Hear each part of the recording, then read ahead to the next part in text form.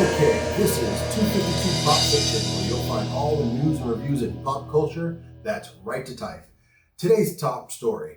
Actor Harley Sawyer has been fired from The Flash after a bunch of his old tweets containing misogynist and racist references were resurfaced. Let him burn! Well, No.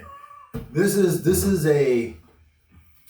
is one of those things that just keeps happening in Hollywood, and it keeps coming up every few months, every few years. Somebody gets in trouble for saying some things online, and I don't understand why these people, and when I say these people, I mean I mean celebrities. You know, what you say online exists, you know, and if you think that something is funny at that time or in your head, it might be to you and to a very, very small group of people. And I understand you don't want to be held accountable for things you said 10, 15, 20 years ago. You've grown as a person, you've grown as an actor, you've changed the way you see things. All that being understood, if you have a high profile job, you should disclose this information to your supervisors, producers, showrunners, and be like, hey, thank you for giving me this opportunity. I will knock this out the park. I will be to work every day. However, about 10 years ago, I said something in a tweet about if I had a wife, I couldn't wait to get home so I could beat her ass. Because that's what he tweeted. Who is Harley Sawyer? He plays the elongated man on The Flash. Oh. You know what? I don't care. They're hypocrites because, what's his name? Married his adopted daughter and is still making movies. Woody Allen. Woody Allen. Oh, it's okay for him to do something so creepy, it's beyond anything these guys ever tweeted. Well, and yet, we still watch his movies. You got Roman Polanski's banging 14-year-olds. All right. And she's making movies. There's a huge difference between Woody Allen and Roman Polanski. What Roman Polanski did was a crime. Yeah. What Woody Allen did was creepy. It was, well, I mean, it is not like when, look. Hey, would you do if it? I was Woody Allen, no, if I was Woody Allen, I'd be like, look, my wife adopted her, not me. Still, man. What? There's no excuse. You bought a cereal and shit. She was in your house. Man, I didn't know that. Tweeting stupidity as a teenager, putting it online, it's not a crime. But it's poor not a crime. taste. It's just very poor taste. And so is marrying your adopted daughter.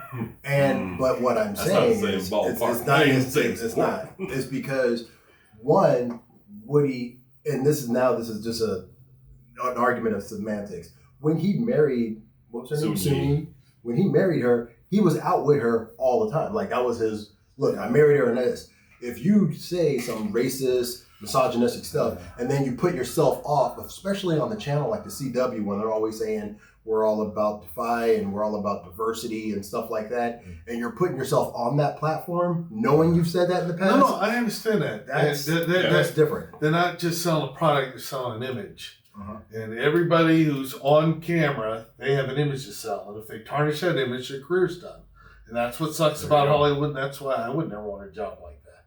I would thrive. Under a microscope, and the littlest misstep and your career's over. No, not if you live in the. You can swim through the scandal waters. There are people who do it. And I'm telling you, we're going to see Harley Sawyer at the car wash, and you say, "Would you like that wax too?" It's over. It's doubtful because there's always someone, the next Quentin Tarantino in 10 years old. No, I just say I understand they're selling an image. Right. And that's why what gets me is people who say, oh, I hate this guy. Or I love this guy. Like some of the singers who sing for the little girls. You got to think about Bieber, right? Yeah, Justin Bieber. And I say, you don't know the guy. He's selling an image. Right. And this guy was telling me how I hate him. And why does he keep making those songs? He didn't make the song for you. You're not a 12-year-old girl. Again, that's image. That's a different thing. But it's all in the same... It's a crazy business. Sell your image. All right. DC has cut ties with Diamond Comic Distributors. The company told customers that all orders for DC product will be fulfilled by Lunar Distribution and USC Comics Distributors for periodicals and Penguin Random House for graphic novels and collected editions. I guess it What just does this mean? nothing. They're still Okay. getting the comics. DC's publishing 10 times what Marvel is, Mhm. and they're still filling the stores with comics. I really don't care. Well, as long as I get my comics, I don't care. Well, I put it up only in only in the guys that, you know, Diamond Distributors. They were the big Mm-hmm. guys, and the guy who did it, I was listening to an interview with him, and even how he got into the business, because he actually was on the retail side. He was a store owner, but he had all of his friends and stuff in the business. Was like, hey, can you give me this? Can you give me this? Can you give me this? And then he was doing all that side hustling for so long. Yeah, right. He ended up turning it and making it into a thing, and then that thing became Oh, the end all, pretty much a monopoly of the whole shebang. Yeah. Now the thing with DC, yes, as the consumer, as long as the books are on the shelves, you don't care. But there was some foul stuff that also happened. Yeah, well, and I get it. It's business. You try to push around DC, telling them that they can't. You know, you can publish comics, but they're not going to get delivered. And DC turned around and found somebody else. In fact, the reason why they got 2 comics distributors, one's West Coast, one's East Coast.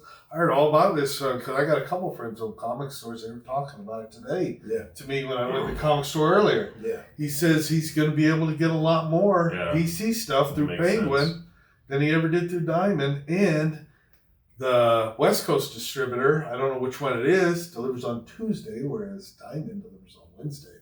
So you can get it a day early. Wow. So looks like a plus.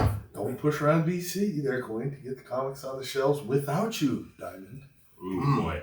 All right. Ooh, I bet. I can just see Frank right now editing and going, wait, what, John?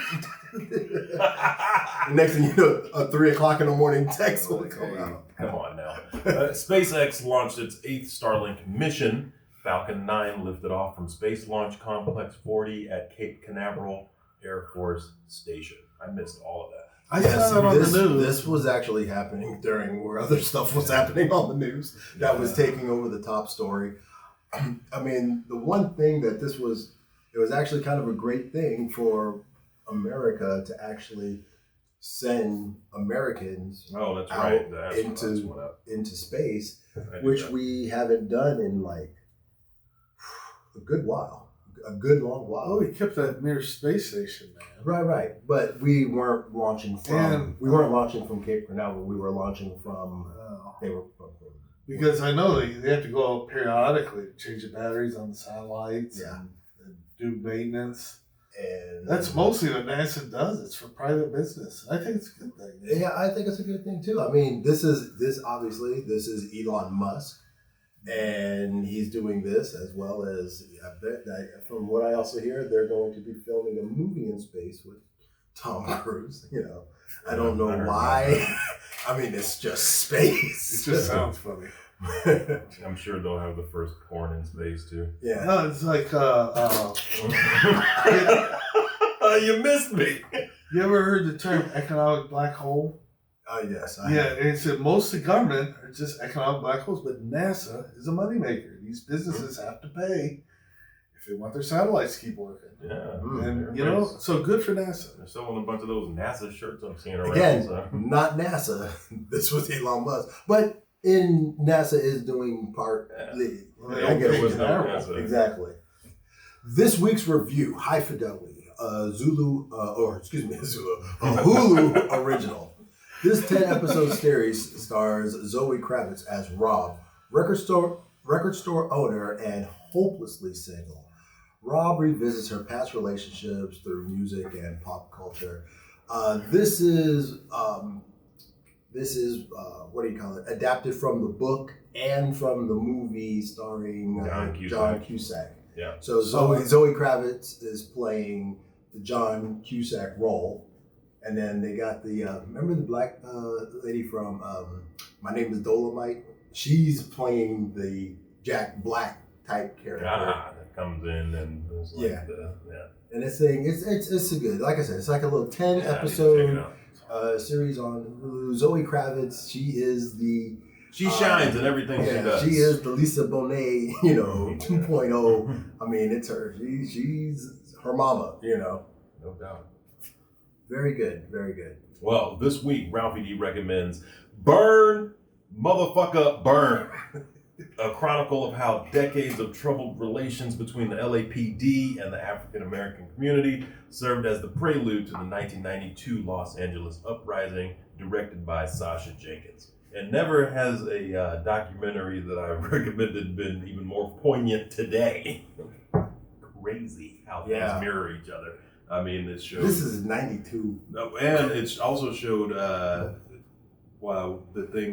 riots from the 60s as well, the watch riots. Yeah. And which basically mirrored what happened in 92, which is basically mirroring what's happening today as well. Same shit. It's all the same thing, and it's like all the it's everything. Just, one of the things that's happening, which, I mean, in some ways it's good that more and more people are starting to sympathize with the plight of, not to be like really corny with it, but they're sympathizing with the plight of the black man. They're actually like looking and seeing, but on that same token, what you get is there's certain things there where celebrities and whatnot are apologizing for their white privilege and everything. It's like, oh, okay. I don't give a shit about Yeah, I mean, it's like, it's like, thank you, but easy with the apologies, because trust me, if the shoe was on the other foot, and I can just have man with the fuck you, boss, and I can still come to work the next day, I'd do that too, but I can't, because I'll be like, well, fuck you, all right, well, fuck you too, all right, I'm out. That's hey, did you hear about Cool Water Curtain? That would be the last thing we heard about. Yeah. So, but definitely some differences. But what the whole thing is just kind of like, I mean, the things, not to make light of it, but all of this stuff is happening. It's always it's just the majority of, I'm not gonna, how do I best say this? I'm just, for lack of a better phrasing, the majority of the black community, we all kind of live under the same thing. We just try to get along to move along. It's like, yeah, there's a lot of injustice. There's a lot of crap that we have to go through, but a lot of the times let's just keep moving forward. We're just going like, okay, well, that was racist, but let's go ahead and move. We're not going to pick the fight and challenge it every single time. Wouldn't get shit done. Right, because I mean, if I wanted to challenge racism every time I was a victim of racism, you couldn't. I can't get it done. I didn't watch that. Too much. I didn't watch that documentary, but I watched another good one that went all the way back to Jim Crow days when they first carved up LA and the ethnic neighborhoods. Yeah. And this thing that struck a chord with me is they said today there are kids in LA who live in South Central, 12, 13 years old, and never seen the ocean. Mm-hmm. And that really struck a chord with me. I was like, wow. There's an ocean nearby. It's like they know, and what's funny is these politicians, we know what's wrong. Mm-hmm. We know what started. We just don't know how to fix it. And nobody knows how to fix it. The LAPD was dirty. Oh my God, it was bad. I'm reading a 3-book series by Elmore Leonard. He's talking about, they're fiction, but taking place, how if any of what he says is true, it's shocking. Sure. The LAPD was. And just to piggyback on the Ralphie D recommends, if anyone gets a chance, if you just watch Dave Chappelle's 846, it's 20 something minutes long. It's under 30 minutes. Yeah. Take a look at it. That's all I'm gonna say. We'll get into it much later. I'm Cool Water Kurt. That's my story, and I'm sticking to it. Hey, I'm Ralphie D, and if you like this video, please check out other videos on our channel, like I always say this weekend, and get into character. And we'd like to hear what you think. Leave us a comment down below and let your opinion be heard. And I like to say, I'm JD, I like to say, support your local comic book stores, damn it. Damn it. And this is 252 Pop Fiction, where you hear it first. Hey, you did a catch, you did a drum, I didn't do